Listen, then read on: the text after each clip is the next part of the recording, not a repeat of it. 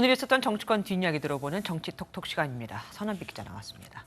어서 오십시오. 네. 야, 민주당 내에서 이제 결국 전당대회 앞두고 분당 얘기가 나오고 있습니다.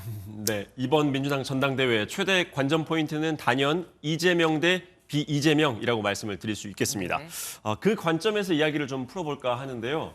분당 발언을 한 건 박영선 전 중기부 장관입니다. 박 전 장관은 이재명 의원의 전당대회 출마에 대해서 당이 굉장히 혼란스럽고 분당 가능성이 있지 않느냐 걱정이 많다라고 말을 했습니다. 이재명 후보가 받은 1,600만 표는 당이 받은 거지 후보에게 던진 게 아니다라는 취지의 말도 덧붙였는데요. 분당 얘기 이번이 처음은 아닙니다. 삼선의 김민석 의원은 어제 SNS에 이대로 가면 당이 깨진다라고 말을 했었죠. 김 의원, 오늘은 이재명 의원을 향해서 이렇게 말했습니다. 사실 문제의 본질은 누가 준비된 강력한 대안이 될 것인가 아니겠습니까? 주연급 배우가 모든 드라마마다 출연하는 것은 아니잖아요. 이재명이냐 반 이재명이냐 이걸로 당이 갈라질 수 있다. 이런 당내 분위기를 여실히 보여주고 있습니다. 분위기가 심상치 않자 전당대회 준비위원장인 사선의 안규백 의원은 분당은 절대로 안 된다라면서 당내 의원들을 향해서 자제를 부탁하기도 했습니다. 오늘 홍영표 의원도 불출마 선언을 했더라고요. 이건 그러면은 이재명 의원 불출마를 또 압박하는 거다라고 해석해도 될까요? 그렇게 봐도 될 것 같습니다. 홍영표 의원은 친문 핵심 의원이죠. 홍 의원은 SNS에 책임 정치, 당내 민주주의를 다시 세워야 한다면서 새로운 비전을 만들어낼 통합의 리더십이 필요하다며 불출마 선언을 했습니다.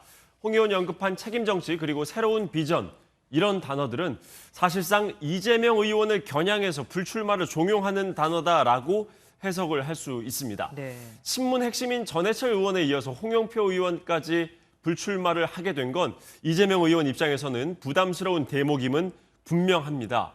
다만 이게 이 의원의 불출마를 끌어낼 수 있느냐라는 이 문제는 좀 다르겠죠.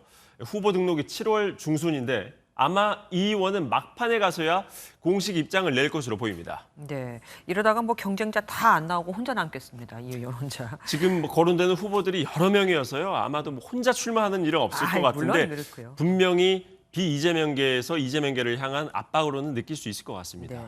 국민의힘으로 가보죠. 예. 이준석 대표를 둘러싼 갈등이 사그라들지 않고 있습니다. 오늘은 또 어떤 설전이 오고 갔습니까? 이 대표 기사가 많이 나왔으니까 많이들 기억하실 겁니다. 다음 주에는 간장 한 사발 마실 것 같다라는 얘기를 했었잖아요.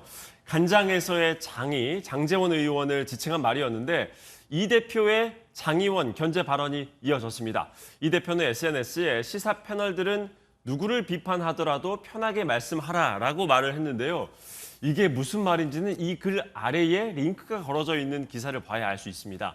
장제원 의원을 비판한 정치평론가 장성철 카톨릭대 특임교수의 발언을 다룬 기사였는데요. 장 교수가 SNS에 저는 장제원 같은 분은 정권에 위험하다고 생각한다라고 말을 했어요. 장 교수는 자신이 장 의원에 대해서 비판적인 평론을 했는데 장 의원이 이에 대해서 방송국에 전화를 해서 항의를 했다면서 불쾌감을 토로하면서 그런 말을 한 겁니다. 그러니까 장제원 의원에 대해서 공개적인 비판을 한 장성철 교수에 대해서 이 대표가 지원 사격을 했다 이렇게 볼 수 있습니다. 해당 방송국은 일련의 과정에서 해당 패널에 대한 부적절한 언급은 전혀 없었으며 따라서 별도로 대응할 필요가 없다고 판단한다라고 입장을 밝히기도 했습니다. 행정안전부 안에다가 경찰국 신설을 하는 걸 놓고 또 계속해서 여야가 부딪혔죠. 예, 경찰국 신설 추진을 민주당에서는 경찰 장악이라고 규정을 했습니다. 곧바로 민주당은 TF를 만들면서 강경 대응에 들어갔습니다. TF에는 행안부 장관을 지낸 전해철 의원도 참여를 했는데요. 민주당 지도부는 이상민 행안부 장관의 탄핵까지 언급을 하면서 정부와 여당을 압박했습니다. 말로는 경찰의 민족 통제를 운운하지만 결국에는 민중의 지팡이를 권력의 방망이로 회귀시키겠다는 의도입니다. 반면 국민의힘에선 치안 사보타주라면서 경찰을 정조준해서 강하게 비판했습니다. 지금 경찰은 견제받지 않는 권력이 되고 싶으면서도 겉으로는 민주투사 흉내를 내고 있는 것입니다.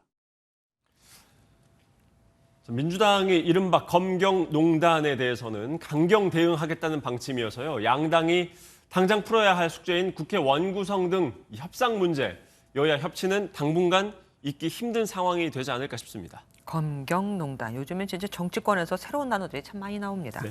여기까지 듣겠습니다. 선한빛 기자와 함께했습니다.